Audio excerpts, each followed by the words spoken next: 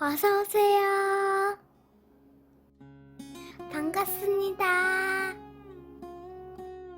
안녕하세요.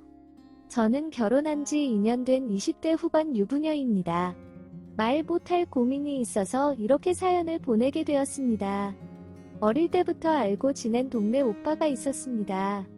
한 동네에서 자라오다 보니 그 오빠네 부모님과 1살 어린 오빠의 동생하고도 잘 알고 지냈습니다. 작은 시골 마을이었기 때문에 그렇게 셋이서 같이 놀면서 어린 시절을 보냈습니다. 성인이 되어서 각자 다른 곳에서 살게 되었지만 한두 달에 한 번씩 볼 만큼 자주 연락하면서 지냈습니다. 20대 중반쯤 되었을 때 그 오빠에게 뜬금없이 고백을 받았습니다. 오랜 시간을 같이 보내서 가족 같은 마음으로 사랑하는 것일 뿐 이성으로서의 마음은 들지 않는다면서 몇 번이나 거절을 하였습니다. 하지만 그때마다 괜찮다면서 오히려 무거워질 수 있는 분위기도 편하게 만들어 주었습니다. 그러던 어느 날 제가 살고 있던 원룸에 강도가 들어서 난장판이 된 적이 있었습니다. 어지럽혀진 집을 보니 머리가 멍해졌습니다. 이러지도 저러지도 못하고 있던 중에 그 오빠에게 도와달라며 연락을 하였고 제법 먼 거리에 살고 있던 오빠는 삽신분도 안 돼서 저에게 와주었습니다. 오자마자 제 안부를 묻고는 저를 꼭 안아주었습니다. 참고 있던 눈물이 펑펑 쏟아졌고 그런 저를 달래주면서 오빠는 경찰에 신고도 하고 집 정리도 해주었습니다. 어느 정도 정리 및 일처리가 끝난 후에 집에 가려는 오빠에게 혼자 있는 것도 이 집에 있는 것도 무섭다면서 오빠네 집으로 가면 안 되냐고 물었고 그렇게 같이 오빠네 집으로 가게 되었습니다. 그때까지만 해도 오빠는 40평대 아파트에서 혼자 살고 있었습니다. 처음 가보는 오빠 집에 나름 놀랐습니다. 남자 혼자 사는 집인데 제 원룸보다 깨끗하고 정리도 잘 되어 있었습니다. 씻고 나와서 자려고 하는데 잠이 잘 안 오는 것이었습니다. 너무 놀라서 그런지 가슴도 진정이 되지 않았고요. 가볍게 술을 한 잔 먹고 자려고 부엌으로 갔더니 이미 오빠가 술을 마시고 있었습니다. 그렇게 오빠와 술을 마시며 이런저런 대화를 나누다가 그날도 고백을 받았습니다. 그런데 그날따라 그 고백이 나쁘지 않았습니다. 한 걸음에 달려와 안아주었던 그 따뜻함이 너무 좋았습니다. 그렇게 저희는 2년의 연애 후에 결혼을 하게 되었습니다. 결혼한 지 2년이 된 지금도 연애 초기에 달달함과 애틋함을 가지고 지내고 있습니다. 이런 행복한 순간에 임신까지 하였는데 말 못한 고민이 무엇이냐고요? 그것은 그 아이가 아빠가 누구인지 모른다는 것입니다. 결혼을 몇 달 전에 오빠네 집에 갑자기 오빠 동생도 같이 살게 되었습니다. 그 집이 오빠네 부모님께서 해주신 집이었고 오빠 동생이 근처로 직장을 옮기면서 자연스럽게 같이 살게 된 것이었습니다. 당연히 결혼 이후에 그 집에서 신혼을 보낼 예정이어서 가정과 가구, 인테리어까지 다 해둔 상황이었습니다. 도련님 즉 오빠 동생은 결혼 전이나 늦어도 결혼 후 몇 개월 이내에 새로 옮긴 직장에서 자리를 잡으면 독립을 한다고 하였고 시부모님께서 독립할 때 집을 살 수 있게 도와주신다고 하였습니다. 하지만 얼마 다니지 못하고 퇴사를 하였고 독립은커녕 시골 시댁으로 돌아가지도 않은 채 지금까지 같이 살고 있습니다. 중간중간 새로운 직장에 취업을 하긴 했지만 가는 곳마다 오래 붙어있지 못하고 나왔습니다.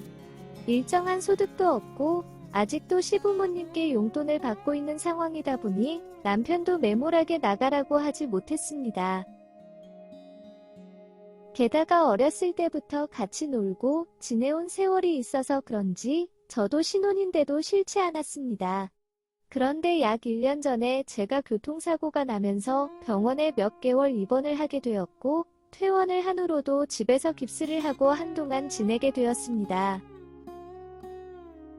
오빠가 푹 쉬면서 치료받고 낫는 것이 중요하다며 회사를 그만두었으면 좋겠다며 요구도 하였고, 오랜 기간 출근을 못하는 것도 회사에 너무 미안해서 그만두게 되었습니다.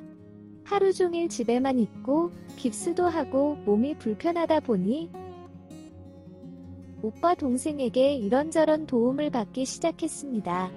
소소하게는 식사 준비부터 머리 감고 씻는 것은 물론이고 대소변 뒤처리까지 뭐 하나 혼자 할 수 있는 게 없었습니다. 하루에도 몇 번씩 수치스러웠지만 어쩔 수 없었습니다. 집에 사람이 있는데 간병인을 부를 수도 없었고 병원에 더 입원해 있기에는 비용도 많이 부담스러웠습니다. 오빠 동생이 도와줄 때마다 너무 고맙기는 하지만 부끄럽고 머쓱해지는 것은 어쩔 수 없었습니다. 오빠 동생도 민망한 도움을 준 이후에는 조용히 자기 방으로 들어가서 한동안 나오지 않았습니다.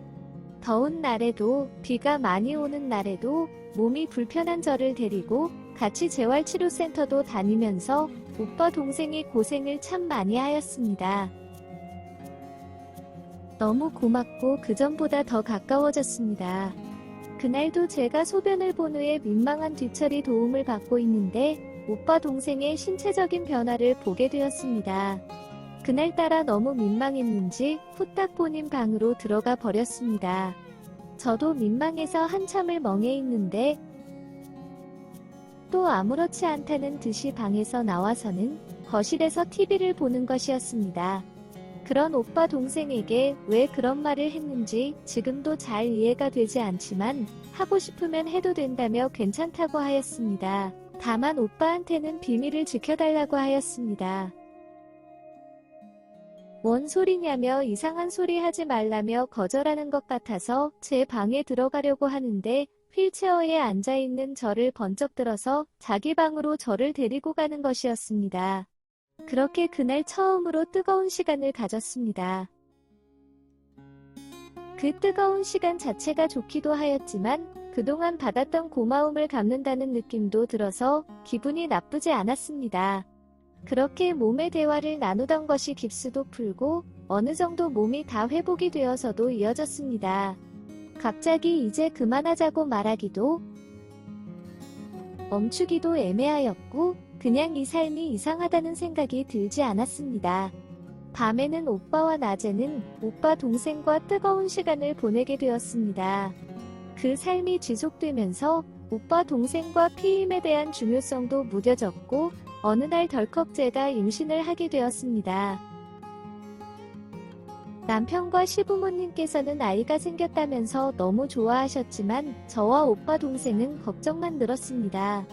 오빠와 오빠 동생이 서로 많이 닮았으니 설사 오빠 동생이 생부라고 할지라도 티가 안 나지 않을까? 아니야 만에 하나 이식이나 이런 수술을 하게 된다면? 그때 생부가 오빠가 아니라는 것이 나온다면 어떻게 해야 하나 등 오만 가지 생각이 저를 옥죄어 오기 시작했습니다. 머리가 터질 것 같았습니다. 그렇게 고민한 지 시간이 제법 지나서 이제 제법 배도 불려오고 있습니다. 사실 지금은 날짜상 남편의 아이일 확률이 더 높을 것 같아서 일단은 남편의 아이일 거라는 믿음을 가지고 마음을 다잡고 있습니다. 가끔씩 불안한 생각이 들 때마다 마음도 힘들지만 그럴 때마다 특히 배가 너무 뭉치고 아파서 뱃속의 아이가 잘 못 될까봐 더욱 그런 생각을 안 하려고 노력 중입니다. 제 희망사항이겠다마는 나중에 별 문제는 안 생기겠죠? 일단은 오빠 동생하고는 나중에 자기 자식이라도 친권은 주장하지 않겠다고 약속을 하였습니다. 일단은 그냥 지나가 보려고 합니다. 혹시 제가 놓치고 있는 것이 있다면 댓글로 달아주시면 감사하겠습니다. 오늘의 사연은 여기까지입니다. 구독과 좋아요, 알림 설정 부탁드립니다. 긴 글을 읽어주셔서 감사합니다. 구독과 좋아요 꾹꾹 눌러주세요. 꾹꾹. 알림 설정도 꾹꾹 눌러주세요.